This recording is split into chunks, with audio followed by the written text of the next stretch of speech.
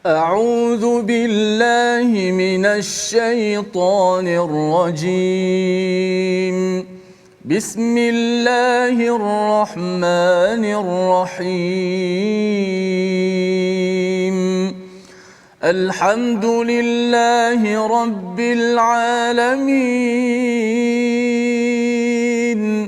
الرحمن الرحيم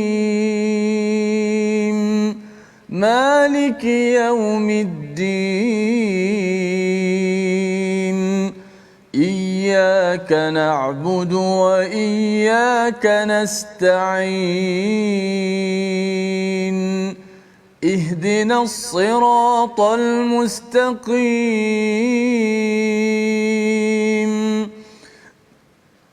صراط الذين أنعمت عليهم غير المغضوب عليهم ولا الضالين.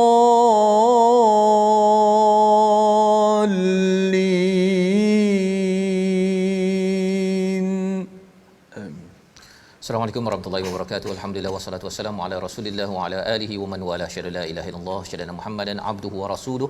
Allahumma salli ala sayidina Muhammad wa ala alihi wa sahbihi ajma'in. Amma ba'du. Apa khabar tuan-tuan dan puan yang dirahmati Allah sekalian? Kita bertemu dalam My Quran Time, baca faham amal pada hari ini, sesi ulang kaji bersama panel kita untuk sama-sama kita melihat 5 halaman yang telah pun kita ikuti pada minggu ini, daripada halaman 377 hingga 381. Kita bersama pada hari ini Al-Fadil Ustaz Dr. Sanusi. Apa khabar Ustaz? Alhamdulillah. Selamat datang Ustaz ya. Alhamdulillah, terima kasih. Kita nak bersama melihat kepada surah Semut ya, yang diikuti pada awal minggu ini, dan sudah tentu bersama Ustaz Tirmizi. Apa Ustaz? Alhamdulillah, baik Safas.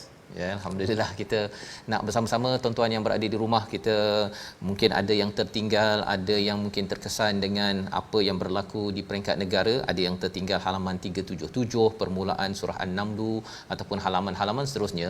Hari ini kita akan sama-sama melihat kepada beberapa persoalan penting untuk kita memaknai kepada surah ini, surah An-Naml surah ke-27. Kita melihat halaman 377 hingga 381. Mari sama-sama kita mulakan dengan doa ringkas kita. Subhanakala ilmalana illa ma 'allamtana innaka antal alimul hakim rabbi zidni ilma. Sama-sama kita mulakan dengan melihat kepada ayat pertama, ayat kedua dan ayat yang kedua ya, ayat 1 dan 2 itu ya, untuk sama-sama kita mulakan ulang kaji surah An-Naml kita pada hari ini dipimpin Al-Fadil Ustaz Tirmizi Ali. Silakan Ustaz. Baik, alhamdulillah, terima kasih Al-Fadil Ustaz Fazrul. Tuan-tuan sahabat Al-Quran, tak lupakan kepada tetamu undangan kita Fadil Profesor Madya Dr. Ahmad Sanusi. Alhamdulillah, dan insya-Allah sama-sama kita mulakan perbincangan ulang kaji kita dengan membaca ayat surah An-Naml, ayat yang pertama hingga kedua Ustaz. Ya, betul. A'udzubillahi minasyaitonir rajim. Bismillahirrahmanirrahim. Tasin.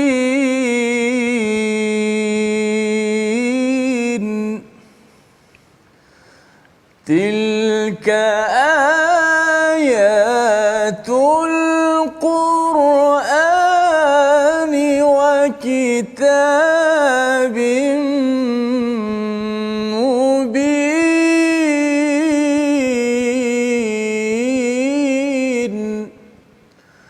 hudan wa bushra lil mu'minin.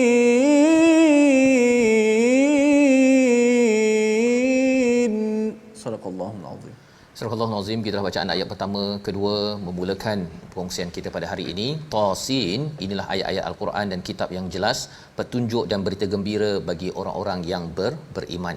Ini adalah permulaan daripada surah An-Naml. Kita bandingkan dengan surah Al-Baqarah, ayat yang pertama, ayat yang kedua itu dinyatakan hudal lil muttaqin, petunjuk kepada orang yang bertakwa. Tetapi dalam ayat ini Allah menyatakan tentang tilka ayatul Quran wa kitabim mubin hudan sama seperti awal surah Al-Baqarah, tetapi ada satu perkataan busyra dan khusus kepada orang yang beriman. Kita bersama Al-Fadhil Ustaz Dr. Sanusi untuk mencerahkan apa beza muttaqin dan mukminin dan apa maksud hudan wa busyra itu, agar kita dapat memanai dan memfungsikan Quran, kitab yang kita baca saban hari bersama Al-Fadhil Ustaz. Silakan Ustaz. Baik, terima kasih Ustaz Fazrul. Alhamdulillahirabbil alamin wassalatu wassalamu ala asyrafil anbiya wal mursalin wa ala alihi wasahbihi ajmain, amma ba'd. Dan juga Ustaz Tirmizi kita. Baik, ini satu soalan yang sebenarnya menarik. Kenapa Allah Taala dalam suratul Baqarah Allah Taala kata hudan lil muttaqin, tapi dalam surah ni Allah Taala kata hudan wa busyra lil mukminin. Jadi kat sini sebenarnya tuan-puan para penonton yang dirahmati Allah sekalian, sebenarnya kalimah huda di dalam Al-Quran itu bukan sahaja dalam surah An-Naml ni, dalam surah Baqarah lagi Allah Taala dah cerita dah. Mula-mula Allah Taala kata hudan lil muttaqin, awal-awal daripada suratul Baqarah. Tengah-tengah surah Baqarah Allah Taala sebut hudan linnas. Hudan linnas yang mana konteksnya adalah mengenai tentang syahrul Ramadan allazi unzila fihi al-Quran hudan linnas, iaitu petunjuk buat semua manusia. Dan di dalam surah Baqarah juga Allah Taala sebenarnya pernah menyebutkan hudan wa busyra lil mukminin, yang mana bila Allah Taala turunkan ayat kepada Jibril, kaum Yahudi tak suka kepada Jibril, lalu Allah Taala kata kul man kana aduwan li Jibrila fa innahu nazzalahu ala qalbika biiznillah musaddiqan lima baina yadayhi wa hudan wa busyra lil mukminin. Jadi kalau kita tengok dekat sini, pertama mula-mula Allah Taala kata hudan lil muttaqin, kemudian Allah Taala kata hudan wa busyra lil mukminin, kemudian Allah Taala kata hudan linnas. Jadi bila kita perhatikan, sebenarnya ini penting kita memahami konteks ayat. Awal-awal Allah Taala memberikan gambaran bahawa Al-Quran memang petunjuk buat orang beriman. Tetapi apabila menceritakan tentang puasa, bulan Ramadan dan sebagainya, kita tengok dalam bulan Ramadan semua orang puasa. Orang tak bertakwa ke, orang bertakwa ke, orang muhsinin ke, muttaqin, semua puasa. Lalu Allah Taala kata Quran ini adalah petunjuk untuk semua, muttaqin ke, mukminin ke, kerana konteksnya menceritakan tentang syahrul Ramadan allazi unzila fihi al-Quran hudan linnas. Manakala kalau kita tengok konteks di dalam surah Baqarah tu juga, yang kul man kana aduwan li Jibril tu, Allah Taala tengok hudan wa busyra lil mukminin, kerana nak cerita kepada kita bagaimana sebenarnya kalau kita tengok, kalau kaum Yahudi tak suka kepada Jibril dan ayat-ayat Al-Quran, Allah Taala kata Al-Quran ini bukan sahaja petunjuk tetapi berita gembira. Sepatutnya orang Yahudi bila dapat berita gembira dia seronoklah, tetapi dia memusuhi Jibril. Jadi balik kepada ayat yang kita baca dalam surah An-Naml, kita tanya pula kenapa hudan wa busyra lil mukminin dalam surah An-Naml ni tadi. Jadi sebenarnya kalau kita nak tengok konteks dia, kita kena balik sikit kepada surah Syu'ara sedikit. Di penghujung Syu'ara ada menceritakan tentang intasaru, maknanya mereka yang meminta pertolongan ataupun bantuan daripada Allah Taala. Al-Quran ini adalah bimbingan, pertolongan, bantuan, bimbingan dan berita gembira buat umat Islam. Yang ni pentingnya kita faham, kalimah yang diulang-ulang dalam Al-Quran sebenarnya mempunyai konteks yang tertentu. Saya boleh tambah sikit? Ada satu lagi perkara saya nak ceritakan juga. Saya suka tentang apa yang Syed Qutb sebutkan. Syed Qutb sebutkan Allah Ta'ala ulang perkataan hudan dalam Quran ni sebenarnya banyak. Jadi dia kata hudan ni ada dua kategori. Hudan hidayah ni adalah hidayah bimbingan untuk umum orang awam sahaja. Sebab tu dalam surah yang lain Allah Taala Fussilat kalau tak silap saya menyebutkan wa amma samud fahadainahum. Kaum Samud pun kami berikan juga mereka hidayah. Hidayah dekat situ bukan maksudnya petunjuk kepada hati, tetapi bimbingan buat mereka, tetapi mereka tidak beriman. Dan yang lebih khusus lagi, hidayah hudan ini adalah wa innaka la tahdi man ahbabta. Engkau tak boleh berikan hidayah kepada orang yang kau sayang, macam tu dikatakan. Jadi setiap orang sebenarnya hidayah datang dalam kategori yang berbeza. Dia bagaimana dia berinteraksi dengan ayat Quran. Ada setengah orang dia baca sikit dia terus dapat tangkap hidayah dia. Hudan lil muttaqin, hudan lil muhsinin, hudan lil mukminin, hudan lil muslimin. Semua berbeza kerana interaksi manusia dengan Quran berbeza. Ada orang baca Quran tak faham apa pun, jadi dia tak dapat nak tangkap kadang-kadang. Ini yang saya kira sangat menarik apa yang dihuraikan oleh Syed Qutb. Beza hidayah itu sendiri adalah pada interaksi golongan manusia itu sendiri. Menarik sebenarnya penghuraian ataupun pengulangan kalimah hudan dalam Al-Quran itu. InsyaAllah ya. Jadi Ustaz Atir ya, sebenarnya bercakap tentang hidayah ini, kalau ikut apa yang Dr. Sanusi nyatakan tadi, bergantung persediaan kita ya, persediaan kita. Kalau kita siapkan bateri kita tu yang 100%, dia dapat signal-signal, banyaklah apps yang boleh buka kan, surah-surah tu boleh banyak dapat hidayahnya.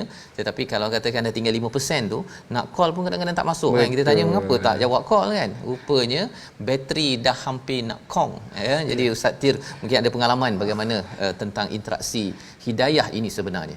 Ada sikit Ustaz Fas, Prof, tentang hudal lil muttaqin, hudal lil mukminin.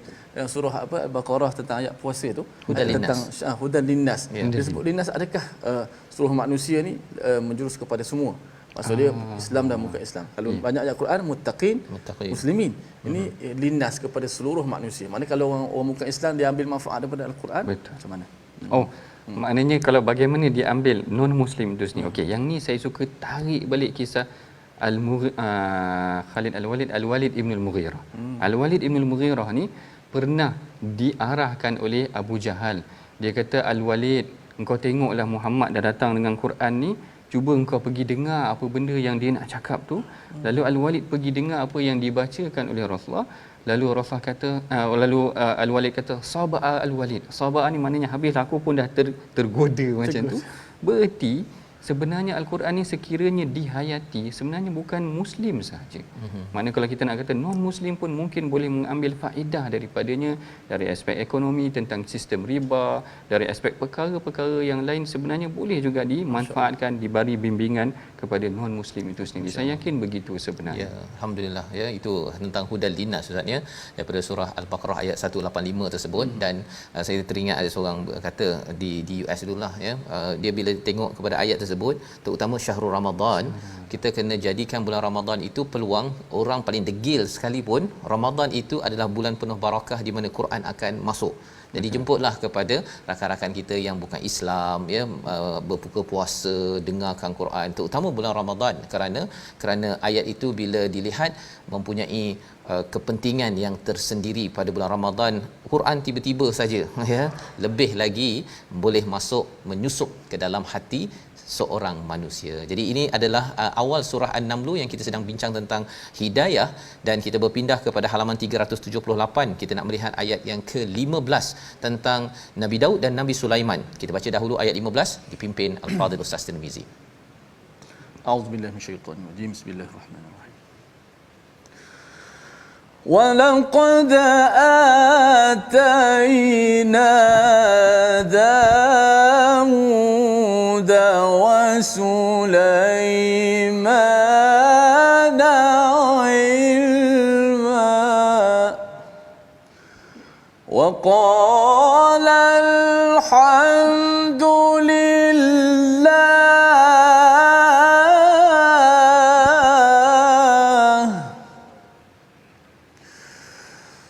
وقال الحمد لله الذي فضلنا على كثير من عباده المؤمنين.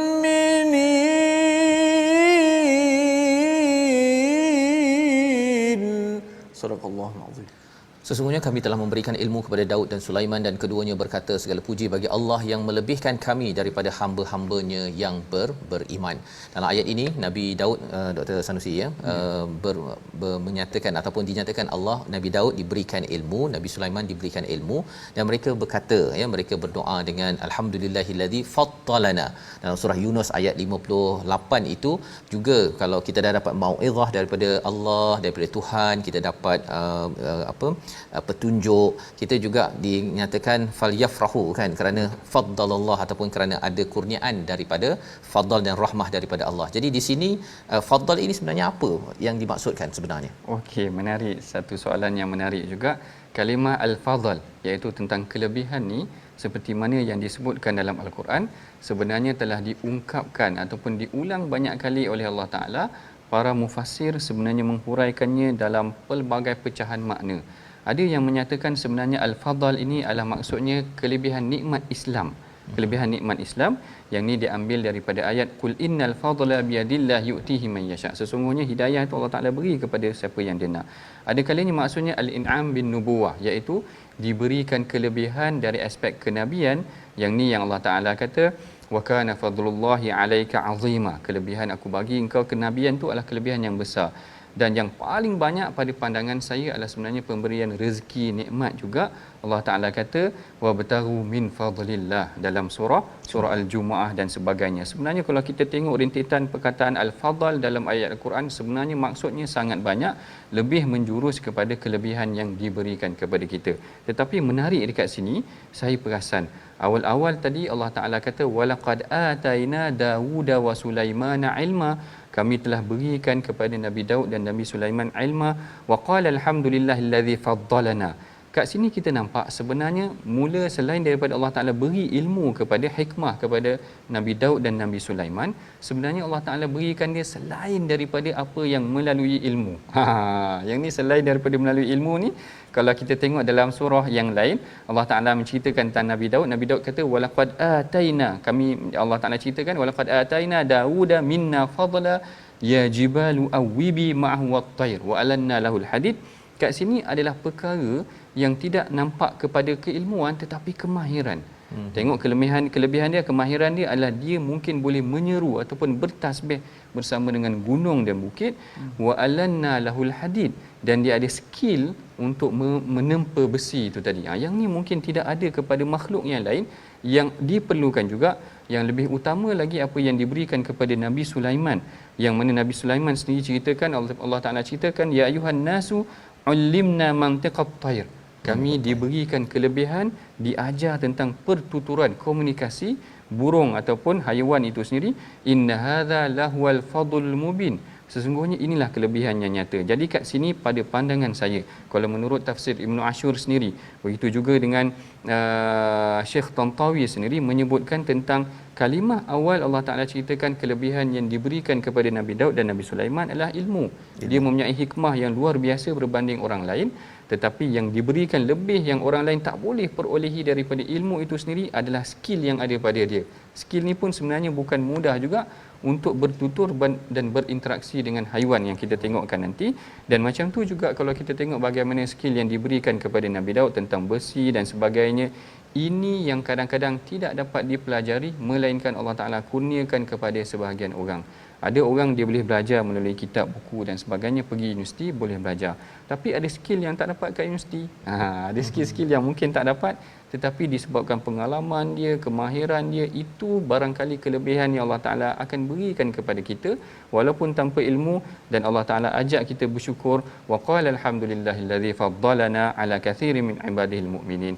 Yang mana kelebihan ni mungkin orang lain tak ada. Kadang-kadang dengan skill ni sahaja Ustaz, dia boleh dapat lebih daripada orang lain yang pensyarah ajar dia tu, hari-hari ajar tu, gaji tak banyak mana, dia punya skill satu tu lebih daripada orang lain lagi.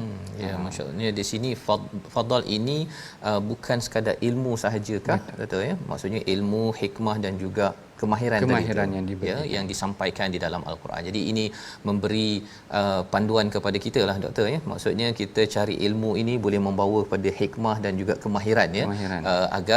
Agar ianya boleh dimanfaatkan seperti Nabi Daud dan Nabi Sulaiman dimanfaatkan untuk mengurus ya pelbagai sumber yang diberikan, membawa dekat kepada perjuangan tauhid kepada Allah Subhanahu Wa Taala.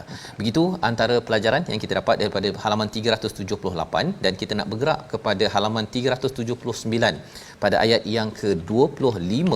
Kita baca ayat ini tentang bagaimana seseorang itu diseru bersujud kepada Allah Subhanahu Wa Taala. Bersama Ustaz Tirmizi, silakan Ustaz. Ayat 25 Ustaz. A'udzubillahi minasyaitonir rajim. Bismillahirrahmanirrahim. Alla yasjudu lillahi alladhi yukhrijul khaba'a fis samawati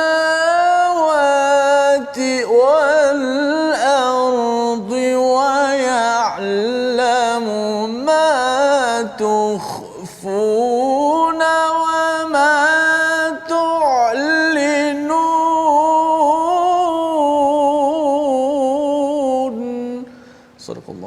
Surah Al-Nazim ayat 25, mereka juga tidak menyembah Allah yang mengeluarkan apa yang terpendam di langit dan di bumi, dan yang mengetahui apa yang kamu sembunyikan dan apa yang kamu nyatakan. Kalau Ustaz Dr. Sanusi boleh menjelaskan tentang peristiwa hudhud ini Ustaz, ya, laporan beliau kepada Nabi Sulaiman. Di dalam ayat ini ada perkataan al-khab'a, kan, perkataan yang jarang kita jumpalah dalam al-Quran. Apa maksud al-khab'a tentang laporan daripada hudhud ini? Silakan. Baik, terima kasih Ustaz Fazrul. Yang ini satu soalan yang menarik juga, perkataan yang jarang kita guna, al-khab'a. Dan kalau perkataan yang aneh-aneh ni, kadang-kadang saya suka merujuk tafsir Al-Imam Ibn Ashur. Al-Imam Ibn Ashur dia suka hurai dari konteks ayat, kadang-kadang perkataan secara terperinci. Al-khab'a, kalau kita tengok terjemahan dia dekat sini, adalah mengeluarkan sesuatu yang terpendam, yang tidak diketahui oleh orang.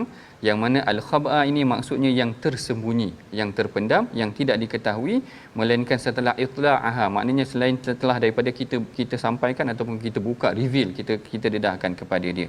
Menariknya sebenarnya perkataan al-khab'a ini dia merujuk kepada laporan hudhud tu tadi. Laporan hudhud tu tadi, kalau Nabi Sulaiman tak tanya, orang pun tak tahu. Satu. Yang keduanya, kalau kita tengok singgah sana ataupun keadaan kawasan singgah sana Nabi Sulaiman tu berada di Palestin, dan Sabak itu berada di negeri Yaman, dan jarak antara mereka tu hampir 12,000 kilometer. 12,000 kilometer perjalanan hudhud, kita bayangkan macam mana. Dan Nabi Sulaiman sabar menunggu dan tak ada orang tahu. Tak ada orang tahu melainkan setelah diberi laporan, ataupun kalau dulu kalau boleh SMS lagi cepat lah maknanya. Hudhud dah bagi tahu dah. Hudhud kata, aku ada jumpa wajat tu, aku dapati ada satu kaum yang menyembah selain daripada Allah Taala. Mereka menyembah matahari. Menariknya kat sini Allah Taala kata alla yasjudu lillahi allazi yakhrujul khab'a fis samawati wal ard. Yang mana janganlah kamu, mereka tidak maksud dekat sini mereka juga tidak menyembah Allah yang mengeluarkan perkara yang tersembunyi daripada dalam bumi ini ataupun di langit. Dalam bumi dan di langit ni sebenarnya macam-macam perkara yang kita tak tahu lagi. Kalau kita tengok saya suka juga tengok yang National Geographic tentang Mariana Trench, apa yang berada lautan yang paling dalam sekali. Dalam tu kita tak tahu banyak benda gelap lagi. Dan sebagainya tu. Maknanya yang gelap dan sebagainya. Sebenarnya Allah Ta'ala menguasai segala perkara, dan yang ni yang kita boleh belajar daripada ayat ini juga, perkataan al-khab'a, terpendam, yang dikaitkan dengan kisah hudhud tu tadi. Masya-Allah, inilah memang peristiwa itu pun memang terpendam, ya. Maka hudhud yang 12,000 jaraknya pun dengan segala pendaman data-data yang ada itu, itulah yang ditangkap dalam perkataan al-khab'a sebentar tadi. Sebenarnya Quran ini amat amazing, ya, amat indah untuk kita perhatikan bagaimana ia disampaikan, dan kita akan berbicara lagi, akan melihat lagi apakah perkataan permata daripada halaman seterusnya, surah Semut. Kita berehat sebentar dalam My Quran Time, baca faham amal.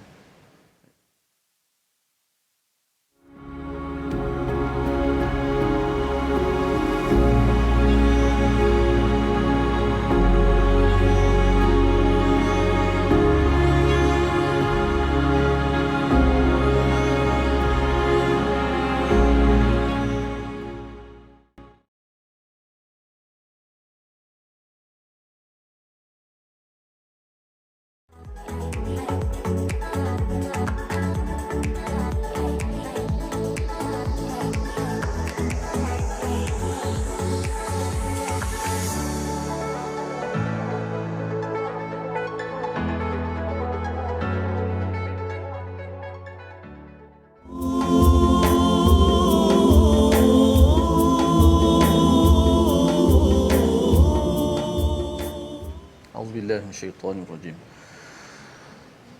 فلما جاء سليمان قال أتمدونني بمال فما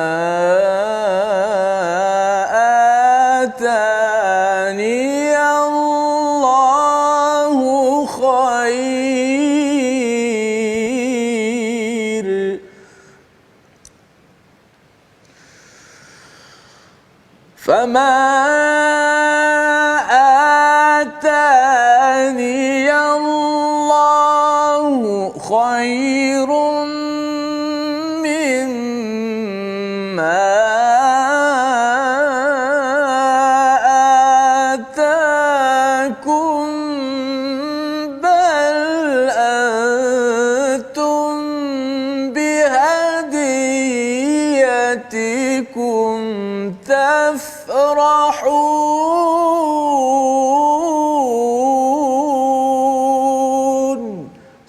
Subhanallahul azim. Surah Al-Nazim, kita kembali dalam My Quran Time baca faham amal dalam sesi ulang kaji kita bersama Al-Fadhil Ustaz Dr. Sanusi pada halaman 377 hingga 381.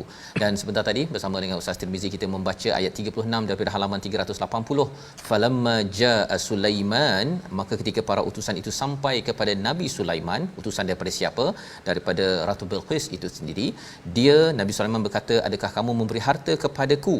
Apa yang Allah berikan kepadaku lebih baik daripada apa yang dihadiahkan, ya, tetapi kamu merasa bangga dengan hadiahmu ini.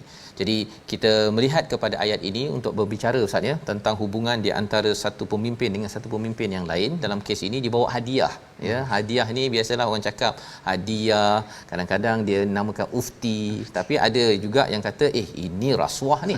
Betul ke ini rasuah ataupun ni ufti ataupun istilah di sini hadiah? Apa beza untuk dimaklumi juga kepada kita lepas ni? Ada orang kata itu macam duit pelincir tu. Silakan. Baik, ini satu soalan yang sensitif juga sebenarnya. Hadiah-hadiah yang diberikan kepada pemimpin.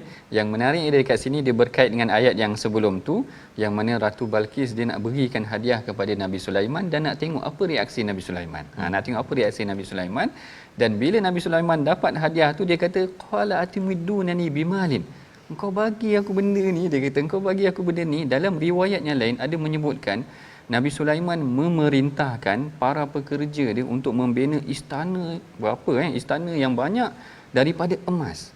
Jadi bila utusan tu sampai, dia tengok dia orang ni nak apa lagi, kita bawa emas dan barang-barang, dia punya istana daripada emas macam tu. Maknanya Nabi Sulaiman menunjukkan dia tak memerlukan pun kepada hadiah tersebut. Jadi apa yang nak diuji oleh Balqis ni barangkali hadiah daripada tersebut adalah nak melihat juga kepada respon Nabi Sulaiman. Cumanya apakah hadiah yang diberikan ini boleh dikategorikan sebagai rasuah ataupun ufti ataupun bagaimana? Yang kat sini kita tengok pada definisi tentang pemberian rasuah dan sebagainya. Kalau kita tengok Syekh Qaradawi, dia kata sebenarnya rasuah ni adalah diberikan untuk timbal balas, sama ada untuk dapat sesuatu ataupun untuk menghentikan sesuatu. Manakala yang ni secara umumnya tidak boleh kita nak kaitkan perkara ni sebagai rasuah, tetapi Al-Imam Syaukani ada memberikan definisi tentang rasuah itu sendiri adalah memang untuk menghalang daripada, mengelak daripada mengenakan ataupun berlakunya sesuatu. Kalau kita tengok sebenarnya sumbangan ini, Al-Imam Ibn Ashur, Al-Imam Syekh Tantawi, Al-Imam Ibn Kathir sendiri mengatakan bahawa pemberian tu seakan-akan untuk cuba menenteramkan Nabi Sulaiman tak teruskan dakwah tu tadi. Kan mereka sebelum tu menyembah selain daripada Allah Ta'ala, seakan-akan pemberian hadiah tu tak apalah, senyapkan, ataupun kalau boleh Nabi Sulaiman sejuk sikit, tetapi tak berlaku sedemikian. Bahkan Nabi Sulaiman punya respon, aku nak buat apa dengan emas-emas ataupun harta sumbangan ni, aku sendiri dah diberikan oleh Allah Ta'ala satu perkara yang sangat banyak. Yang ni yang menarik juga. Dan kalau kita kaitkan dengan hadis, sebenarnya kalau kaitkan dengan hadis sebenarnya seronok, sebab perkara ni pernah berlaku, yang mana Rasulullah SAW pernah menghantar Saidina Abdullah bin Rawahah. Perkara ni diceritakan oleh Al-Imam Malik dalam kitab Muwatta, yang mana Abdullah bin Rawahah datang untuk kutip kita katakan zakat, pemberian ataupun pemberian yang sepatutnya diberikan oleh kaum Yahudi kepada negara Madinah ketika itu, tetapi mereka tak beri. Bahkan mereka mengumpulkan dia punya perhiasan-perhiasan kaum wanita mereka dan beri hadiah kepada Saidina Abdullah bin Rawahah. Abdullah bin Rawahah jadi marah. Dia kata, engkau bagi aku hadiah ni, apakah engkau berniat untuk menghentikan, maknanya apa undang-undang untuk ambil zakat dan sebagainya tu tadi. Yahudi terus terkejut. Mana kaum Yahudi agaknya sebelum tu dia bagi orang ambil aje. Tapi dia ambil aje pelincir ke apa ke. Tapi tiba-tiba Abdullah bin Rawahah tak nak ambil dan Allah marah dia pula. Dia kata ini adalah harta yang haram yang aku tak akan ambil sampai bila-bila. Menunjukkan bagaimana sebenarnya isu hadiah yang diberikan kepada ummal, pekerja, gubernur, pemerintah dan sebagainya, isu sebenarnya sensitif yang tidak boleh kita ambil mudah. Sebab itulah dalam perkara yang lain Rasulullah pernah menegur seorang sahabat namanya Ibnul Utbiyah. Ibnul Utbiyah ni daripada Bani Azad, yang ditugaskan sama macam Abdullah bin Rawahah ni tadi untuk mengutip zakat dan sebagainya daripada para penduduk ataupun pemimpin ataupun kabilah-kabilah Islam. Bila mana Rasulullah minta harta sumbangan tu tadi ataupun zakat tu tadi, dia kata okey, ni harta untuk engkau wahai Rasulullah, zakat untuk umat Islam, yang ni untuk aku. Rasulullah rasa kan, Oh, boleh pula bagi dua, satu untuk kau, satu untuk aku. Dia kata, ni aku dapat hadiah. Dia orang bagi aku hadiah. Lalu Rasul marah dia. Rasul kata, kalau kau duduk rumah, dia nak bagi kau hadiah. Maknanya, kalau kau tak duduk rumah, kalau kau tak dapat jawatan yang aku beri pada kau tu, dia tak akan bagi hadiah. Jadi kat sini dia bagi kau hadiah tu kerana jawatan kau. Jadi kau kena faham sebenarnya dalam beberapa situasi pemerintah, pemimpin, pegawai sebenarnya hati-hati dalam menerima hadiah kerana kita bimbang mereka nakkan timbal balas. Yang ni yang ditegur juga oleh Rasulullah, dan kalau kita perhatikan sebenarnya yang ni akan disebutkan dalam kapsul hadis. Kapsul hadis tentang rasuah dan amanah yang kita insya-Allah akan kongsikan bersama Yayasan Warisan Ummah Ikhlas nanti tentang bagaimana boleh tak boleh ambil hadiah dan sebagainya. Ini sebenarnya konteksnya adalah untuk menenteramkan Nabi Sulaiman tu tadi, seperti mana yang disebutkan oleh Syekh Tantawi dan sebagainya. Jadi pada pandangan saya maknanya dia dikategorikan sebagai pemberian yang perlu diberikan perhatian. Maknanya tak boleh ambilkan sewenang-wenangnya lah. Hadiah-hadiah yang perlu dijaga, kerana kalau kita nak katakan para imam sebenarnya ada juga ambil hadiah daripada khulafa, khalifah-khalifah, ada juga mereka ambil khalifah hadiah daripada khalifah, tetapi perkara yang tidak menjejaskan kredibiliti ataupun pertimbangan mereka. Sekiranya boleh menjejaskan pertimbangan, nanti dibimbangi hadiah-hadiah tersebut mengganggu keputusan yang akan datang tu nanti. Ya, jadi di sini istilah hadiah ini maksudnya tidak dikaitkan dengan rasuah. Tidak secara direktnya Tidak macam direct, rasuah. ya. Rasuah ini digunakan apabila ada jawatan. Betul. Untuk memberhentikan ataupun melaksanakan sesuatu ekstra, ya. Dan definisi inilah sebenarnya Ustaz, ya. Sebenarnya bila tengok perkara ini nak kena dirungkai lagi. Betul. Mungkin dalam perbincangan kapsul hadis nanti itu dapat diperincikan. Kalau tidak nanti orang rasa macam bersalah memberi hadiah, kan. Saya kata hadiah, tetapi dalam masa yang sama juga ada yang kata bahawa dia bagi hadiah pada orang A untuk orang A memudahkan urusan sampai kepada, sebenarnya dia nak target kepada orang Z. Jauh sangat dia punya strategi caturnya itu. Betul. Jadi ini antara pelajaran penting, ya, yang kita nampak daripada Nabi Sulaiman. Okey, tolak terus, ya, disebabkan oleh prinsip yang dipegang itu jika ia mengganggu kepada dakwah ataupun urusan kerja yang perlu dilaksanakan secara amanah. Kita meneruskan lagi. Ini adalah cabaran pada zaman Nabi Sulaiman, sebenarnya bukan sekadar pada zaman itu, ia juga berlaku pada zaman ini. Kita melihat kepada halaman 381 ayat yang ke-48. Untuk sama-sama kita memberi perhatian. Kita biasa mendengar kisah kaum Thamud, ya, yang dipimpin oleh Nabi Saleh. Tetapi dalam surah An-Naml ini Allah memperincikan dengan istilah 9 orang lelaki ataupun 9 orang pemuda pada ayat 48. Kita akan rungkaikan. Kita baca dahulu ayat 48. Silakan Ustaz Tir.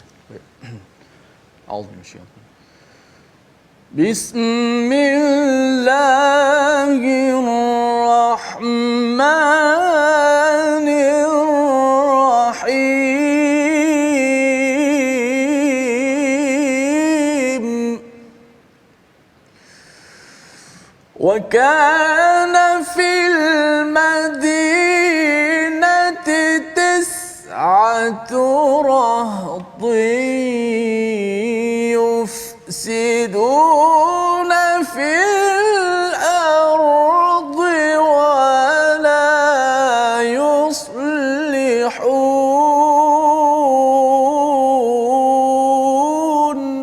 صدق الله العظيم.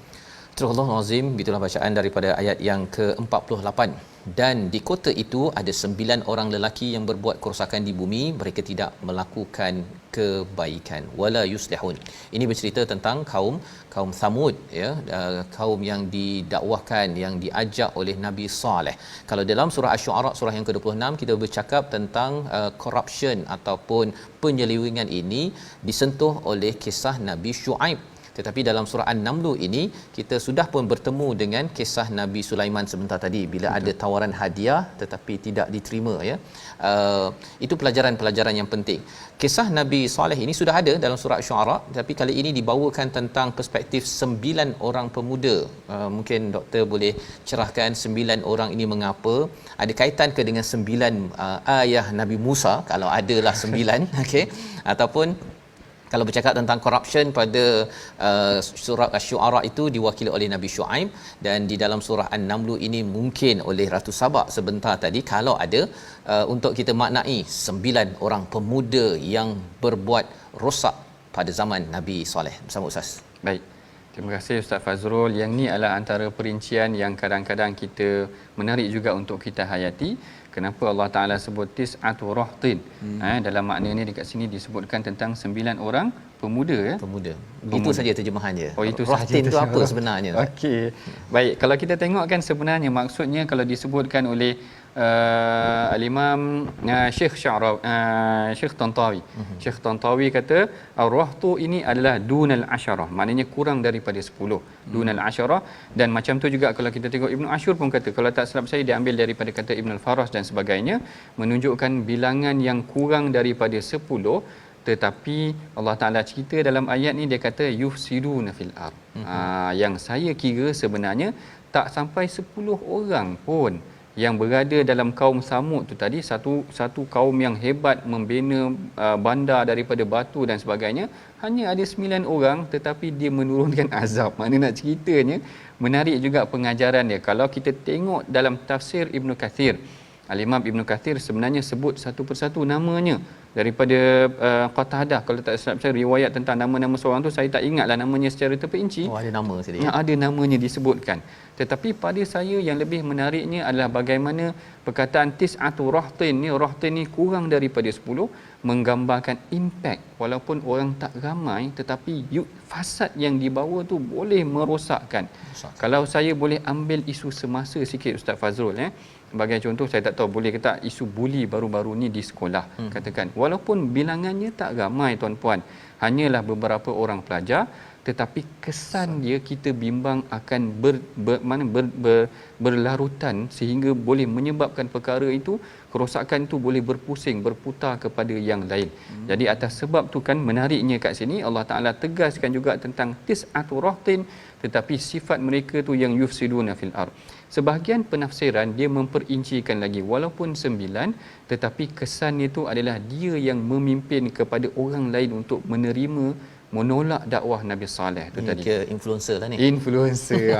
Jadi sebut istilah influencer ni pun kita kena hati-hati. Maknanya walaupun tak ramai, dengan follower yang ramai barangkali dia memberikan implikasi yang membimbangkan kita. Membimbangkan. Ya, jadi ini adalah satu pelajaran penting bagi YouTubers ataupun Insta famous yang menjadi influencer kan. Dia ada pengikut yang ramai, dan apabila dia mengeluarkan satu-satu status di Twitter ataupun di Facebook, kalau ianya merosakkan keadaan, malah dia sebenarnya sedang melawan kepada kebenaran yang dibawakan oleh Nabi Saleh pada waktu itu untuk sembelih Ustaz Betul. Untuk sembelih unta yang ada masanya. Okey, dia minum, dan unta ni pula kuat pula minumnya okey. Jadi mungkin kadang-kadang sekadar dia komen-komen saja kan, tetapi ia memberi kesan kepada pengikutnya untuk mengkritik pada perkara yang tak sewajarnya. Betul. Sehingga mewujudkan rasa untuk melawan kepada kebenaran. Jadi ini yang kita belajar daripada kisah Nabi Saleh dan juga tis'atu rahtin pada ayat yang ke-48 ini. Jadi kita Ustaz kembali balik kepada pasal selepas ini, pada halaman ini juga akan seterusnya berbicara tentang Nabi Lut. Nabi Lut ni ada dalam surah Asy-Syu'ara, juga ada dalam ayat ini. Sudah tentu kalau Nabi Lut ni orang faham LGBTQ zaman sekarang.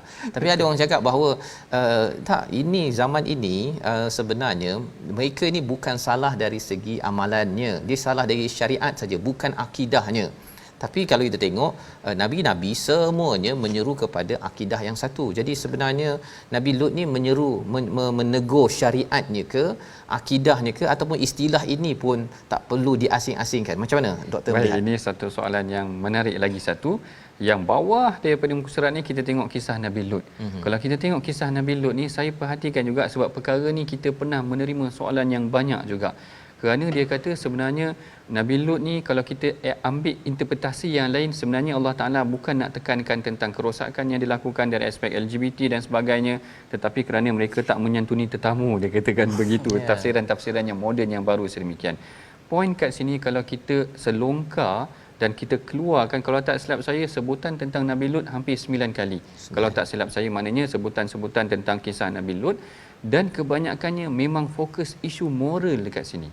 Kalau kita tengok tentang fahisha, kemudian tentang syahwatan min dunin nisa, perkataan-perkataan yang dikenakan kepada kaum Nabi Lut ni sebenarnya agak keras juga. Fahisyah ni adalah dosa besar sebenarnya tuan-puan, menunjukkan bagaimana sebenarnya apa yang ditekankan. Kalau kita tengok setiap Nabi tu ada tema dia. Dan Nabi Lut kebanyakan temanya adalah kepada hubungan sosial mereka. Bagaimana mereka menyantuni orang-orang sekeliling mereka dan syahwat mereka dilampiaskan kepada sesama lelaki. Perkara ni tak pernah berlaku. Dan kalau orang nak kata perkara ni adalah isu syariah saja, yang ni adalah satu perkara yang saya kira sangat silap. Kerana syariat tu dia akan berbalik dengan akidah juga. Bagaimana sebenarnya perkataan syariat ini bukan sekadar menunjukkan ketaatan kita kepada undang-undang, tetapi kepatuhan kita kepada orang yang menyusun undang-undang itu ataupun yang membentuk sistem itu sendiri, iaitu Allah Ta'ala.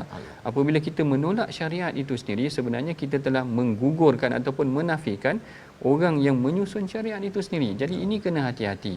Jangan sampai kita tak bersetuju kerana kita ada cenderung sikit pandangan yang lain sehingga kita menolak ataupun memisahkan antara akidah dan syariat. Kalau kita tengok kebanyakan kes, sebenarnya banyak dalam Islam juga syariat itu untuk mengembalikan manusia kepada Allah. Kalau kita bezakan ataupun pisahkan antara syariat dengan akidah, kita seakan-akan ingin menghentikan. Kita dah jadi sekularisasi pula. Secularization pula. Maknanya memisahkan undang-undang dengan ketauhidan itu sendiri, saya kira tak betul. Maknanya jangan dipisahkan sedemikian. Perundangan kalau boleh disatukan, alangkah baiknya sebenarnya. Dia menyatukan pembentukan peribadi, etika dan sebagainya, sekaligus membawa kepada keimanan. Kalau kita tengok sebenarnya dalam banyak kes daripada hadis-hadis Nabi, Rasulullah dalam penghukuman sebenarnya nak mengembalikan manusia kepada Allah. Itu yang paling penting sebenarnya. Dia bercakap tentang membezakan Ustaz, pasal dalam surah Asy-Syu'ara dengan surah An-Naml ini, mungkin soalan akhir sebelum kita bersurai selepas ini, ialah ada orang cakap bahawa ini ada satu kumpulan ini dia kritik pasal rasuah saja, tapi dalam tu ada LGBTQ, ada isu apa sombong, melawan Tuhan. Dan saya tak nak sokonglah kepada orang yang buat kerja-kerja begini. Saya nak sokong kepada orang yang buat semua perkara. Macam mana menjawab ataupun respon pada kritik ini bila melihat betul surah Syu'ara ni ada macam-macam isu perlu diambil kira. Jadi kalau ada kumpulan yang bercampur-campur ini, macam mana Ustaz melihat cadangan kepada semua kita yang ingin bersama Al-Quran? Baik, yang ni adalah satu perkara yang boleh saya ambil daripada Allahumma salli ala sayyidina Muhammad, Hilful Fudul. Kalau tak silap saya, Hilful Fudul. Hilful Fudul ni berlaku di rumah salah seorang pemimpin Quraisy yang belum memeluk Islam. Allahumma salli ala sayyidina Muhammad. Saya tak ingat nama dia, tak terkeluar namanya, tetapi Rasulullah pernah sebutkan setelah berlakunya terdirinya negara Daulah Madinah itu sendiri, Rasulullah kata, in du'aitu, kalaulah aku dipanggil kembali untuk menyertai perjanjian Hilful Fudul ni, maka aku akan menyertainya. Kalau kita perhatikan perjanjian Hilful Fudul ini, dia adalah berkaitan tentang hak mereka yang dizalimi di Makkah itu, dan yang datang menyertai perjanjian tu kebanyakannya non-Muslim ataupun maknanya orang kafir musyrik. Tetapi Rasulullah sepakat dari aspek merosak memperbaiki kerosakan tersebut. Rasulullah kata, aku suka untuk datang sekiranya aku diseru kembali untuk melaksanakan perjanjian untuk menegakkan keadilan tersebut. Kembali balik pada isu rasuah pada hari ini. Dalam tim rasuah tu, dalam tim membantah rasuah, mungkin ada yang non-Muslim, mungkin ada yang LGBT dan sebagainya, tapi kita sepakat dari aspek itu dahulu. Memastikan rasuah itu dibasmi dan diselesaikan. Kemudian dalam masa yang sama, tidak kita nafikan, kita perlu juga memperbaiki kerosakan-kerosakan yang lain. Maknanya persetujuan itu, kesatuan itu adalah atas dasar untuk memperbaiki kerosakan, dan apa yang berada di sekeliling itu, kerosakan yang sama tidaklah dibiarkan, tetapi dalam masa yang sama diperbaiki juga.